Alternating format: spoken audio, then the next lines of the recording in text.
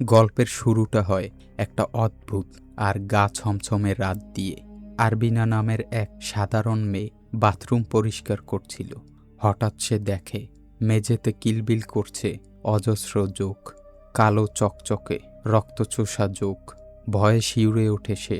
ঠিক তখনই বুক চিরে যাওয়া এক পুরুষের আর্তনাদ ভেসে আসে তার কানে। কিন্তু আরবিনা যখন বাইরে ছুটে আসে, সে বুঝতে পারে পুরোটা তার মনের ভুল বা হ্যালুসিনেশন। বাইরে এসে সে দেখে তার মা এমা আয়নার সামনে বসে একটা কাপড়ে সুই দিয়ে অদ্ভুত সব নকশা বানাচ্ছে। আজ শুক্রবার। এমা এক মনে সেলাই করে চলেছে, আর বারবার সুইটা তার নিজের আঙুলেই ফুটছে। টপ টপ করে রক্ত ঝরছে কাপড়ে, কিন্তু তার কোনো ভ্রুক্ষেপই নেই। এই দৃশ্যটা আরবিনার কাছে এতটাই অবাস্তব লাগে যে সে ভয় পেয়ে নিজের ছোট ছেলে জুরিকে কোলে তুলে নিয়ে সোজা বাড়ি থেকে বাইরে চলে যায়। আরবিনার জীবনটা এমনিতেই খুব কষ্টের। যৌবনের এক ভুলের কারণে সে জুরির মা হয়েছিল। জুরির বাবার কোনো পরিচয় নেই, কিন্তু আরবিনা তার ছেলেকে নিজের প্রাণের চেয়েও বেশি ভালোবাসে। তার পরিবার বলতে ওই ছেলেই, আর আছে একটা নেশাগ্রস্ত জুয়ারি ভাই রিয়ান। পরদিন সকালে এক মর্মান্তিক দুর্ঘটনা ঘটে যায়। আরবিনা যখন রান্নাঘরে কাজ করছিল, ছোট্ট জুরি খেলতে খেলতে ভুল করে নিজের গায়ে ফুটন্ত তেল ঢেলে ফেলে। মুহূর্তের মধ্যে আরবিনার পায়ের তলার মাটি সরে যায়। জুরির চিৎকার আর শরীরের পোড়া চামড়া দেখে আরবিনা যেন পাগল হয়ে যায়। তড়িঘড়ি করে ছেলেকে হাসপাতালে নিয়ে যায় সে, কিন্তু সেখানে গিয়ে সে শোনে চিকিৎসার জন্য প্রচুর টাকা দরকার। এত টাকা সে কোথায় পাবে? তার উপর ওই দুর্ঘটনার জন্য তার মালিক তাকে কাজ থেকেও তাড়িয়ে দিয়েছে। বাড়িতে ফিরে হতাশায় ভেঙে পড়ে আরবিনা। ঠিক সেই সময় তার নজর যায় বাড়ির পুরনো আয়নাটার দিকে। আয়নাটা সবসময় একটা বাটিকের কাপড় দিয়ে ঢাকা থাকে, কিন্তু আজ কাপড়টা মাঝখান থেকে চেরা। এমন সময় দরজায় কড়া নাড়ার শব্দ। বাইরে দাঁড়িয়ে আছে ওমকার নামের এক বয়স্ক লোক। আরবিনা তাকে না চিনলেও তার মা এমা তাকে দেখেই ভীষণ খুশি। ওমকার জানায় সে আরবিনার বাবার খুব কাছের বন্ধু ছিল। আরবিনার বাবা ছোটবেলায় হঠাৎ করেই নিখোঁজ হয়ে যায় আর কোনোদিন ফিরে আসেননি। ওমকার আরবিনাকে একটা প্রস্তাব দেয়। সে বলে তাদের একটা কলার চিপস তৈরির ফ্যাক্টরি আছে। আরবিনা যদি সেখানে কাজ করে তবে সে অনেক টাকা পাবে, যা দিয়ে জুরির চিকিৎসা খুব সহজেই হয়ে যাবে। তবে একটা শর্ত, কাজটা ফ্যাক্টরিতে থেকেই করতে হবে। উপায় না দেখে ছেলের কথা ভেবে আরবিনা রাজি হয়ে যায়। পরদিন ঘন জঙ্গলের মাঝ দিয়ে ওমকার আরবিনাকে নিয়ে যায় সেই ফ্যাক্টরিতে। 90-এর দশকের তৈরি এক পুরনো স্যাঁতস্যাঁতে জায়গা। ফ্যাক্টরিতে পা রাখতেই আরবিনা দেখে তার ফোনের নেটওয়ার্ক উধাও। বাইরের দুনিয়ার সঙ্গে সব যোগাযোগ বিচ্ছিন্ন। সেখানে তার আলাপ হয় ফ্যাক্টরির মালিক লিয়াসা আর তার ডান হাত মবকের সঙ্গে। মবক প্রথমেই আবিনার ফোনটা কেড়ে নেয়, বলে কয়েক মাস পর যখন বাড়ি ফিরবে তখন পাবে। আরবিনা আপত্তি করলেও কেউ শোনে না। আরবিনাকে যে ঘরে থাকতে দেওয়া হয় সেখানে ট্রি নামের এক গর্ভবতী মেয়ে আগে থেকেই থাকত। প্রথম দিনই আরবিনা যখন বাথরুমে যায়, কল খুলতেই জলের বদলে বেরিয়ে আসে ফুটন্ত তেল, আর সেই তেলের ভেতর হাবুডুবু খাচ্ছে তার ছেলে জুরি। আতঙ্কে চিৎকার করে ওঠে সে। চোখ কচলে দেখে, না, কিছুই নেই, শুধু জল পড়ছে। এই ফ্যাক্টরির নিয়মগুলো খুব অদ্ভুত। সবচেয়ে বড় নিয়ম হলো কাজ চলাকালীন যদি কোনো সাইরেন বা গান বেজে ওঠে, কোনো দিকে না তাকিয়ে সোজা নিজের ঘরে ঢুকে যেতে হবে। দিন কাটতে থাকে। আরবিনা আর ট্রি খুব ভালো বন্ধু হয়ে ওঠে।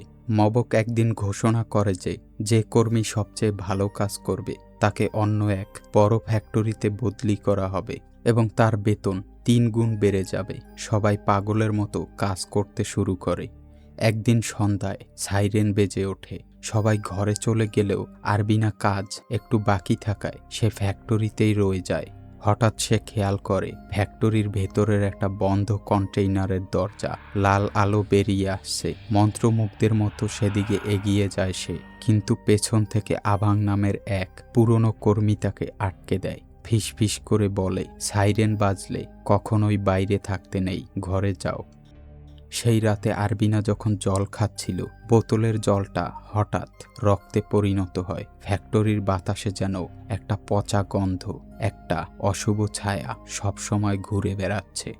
দিন এগোয়। আরবিনা লুকিয়ে রাতের বেলায় ফ্যাক্টরিতে যায় ট্রির কাজ গুছিয়ে দেওয়ার জন্য, যাতে ট্রি প্রমোশনটা পায়। কিন্তু হঠাৎ ওপর থেকে বাটিকের কাপড়ের ওপর একটা কাটা মাথা এসে পড়ে। রক্তে ভেসে যায় চারপাশ। ভয়ে ছিটকে যায় আরবিনা। লুকিয়ে সে মবকের অফিসে ঢোকে। সেখানে একটা পুরনো বোর্ডে সে কিছু নাম দেখতে পায়। তার মধ্যে তার বাবার নামটাও লেখা। তার মানে তার বাবাও এই ফ্যাক্টরিতে কাজ করতেন। পরদিন সকালে আরবিনা যখন ঘুম থেকে ওঠে, দেখে তার সারা পায়ে রক্তচোষা যোগ আটকে আছে। ট্রি নুন দিয়ে সেগুলো ছাড়িয়ে দেয়, কিন্তু ফ্যাক্টরির পরিবেশ ক্রমশ দম বন্ধকর হয়ে উঠছে। অবশেষে সেই দিন আসে, সেরা কর্মীর নাম ঘোষণার দিন। মবক হাসি মুখে ট্রির নাম ঘোষণা করে। ট্রি আনন্দে কেঁদে ফেলে। কিন্তু চমকের বাকি ছিল, মবক আরবিনারও নাম নেয়। তাদের দুজনকেই আজ রাতে অন্য ফ্যাক্টরিতে পাঠানো হবে।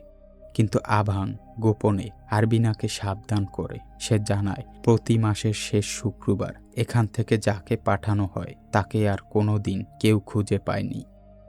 সেই রাতে এক ভয়ঙ্কর দৃশ্য দেখে আরবিনা। সে দেখে ট্রি যেন কারোর বশে চলে গেছে। নিজের হাতের আঙুল দিয়ে নিজের দাঁতগুলো একটা একটা করে উপড়ে ফেলছে ট্রি। রক্তে ভেসে যাচ্ছে মুখ, কিন্তু তার কোনো ভ্রুক্ষেপই নেই। এরপর ট্রি যন্ত্রচালিতের মতো জঙ্গলের দিকে হাঁটতে শুরু করে।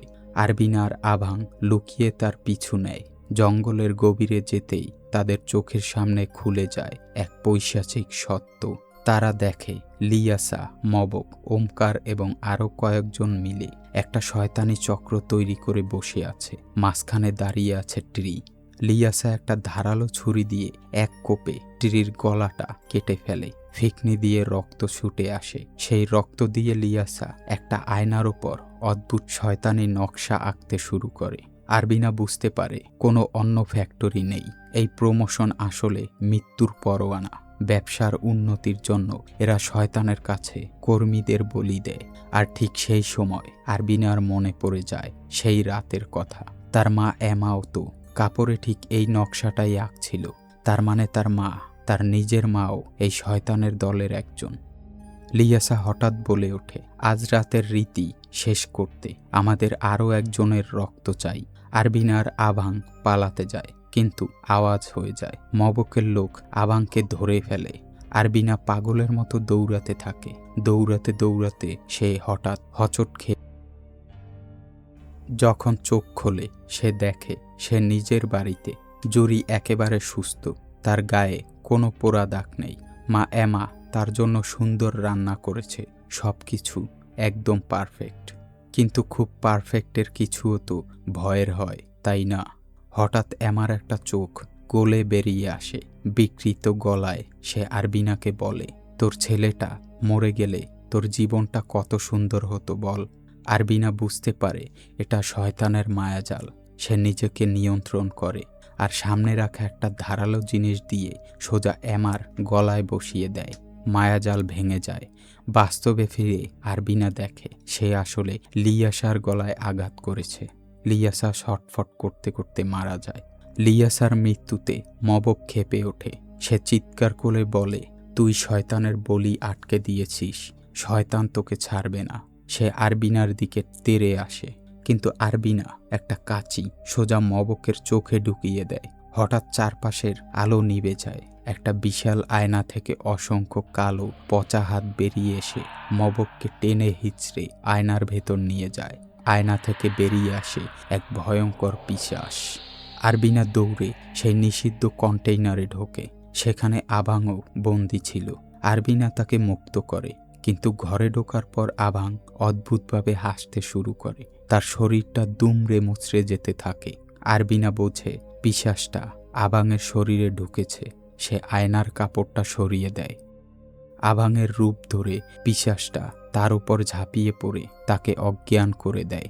অজ্ঞান অবস্থায় আরবিনা তার অতীতের সেই লুকিয়ে থাকা সত্যটা দেখতে পায়। ছোটবেলায় তার নিজের মা এমা তাকে এই ফ্যাক্টরিতে এনে বলি দিতে চেয়েছিল, কিন্তু তার বাবা তাকে বাঁচাতে গিয়ে লিয়াসার হাতে খুন হন। যে রক্ত দিয়ে এই চক্র শুরু হয়েছিল, সেই রক্তের কাউকে দিয়েই এই চক্র শেষ করতে হবে। তাই তারা আরবিনাকে খুঁজছিল। জ্ঞান ফিরলে আরবিনা দেখে তাকে বেঁধে রাখা হয়েছে, তার সামনে ঝুলছে অসংখ্য মৃতদেহ। তার বাবার আত্মা এসে তাকে একটা আয়নার দিকে ইশারা করে। আরবিনা কোনো মতে বাঁধন খুলে আয়নার দিকে যায়, দেখে আয়নার ভেতরে বন্দী হয়ে আছে তার বাবা আর হাজারো মৃত কর্মীর আত্মা। হঠাৎ পিশাচটা জুরির রূপ ধরে তার সামনে এসে দাঁড়ায়, কচি গলায় বলে, মা এসো, আমাদের সাথে যোগ দাও। কিন্তু আরবিনা এবার আর কোনো মায়াজালে ভুলল না। সে বুঝতে পারে শয়তান তার রক্ত চায় রীতি সম্পূর্ণ করার জন্য।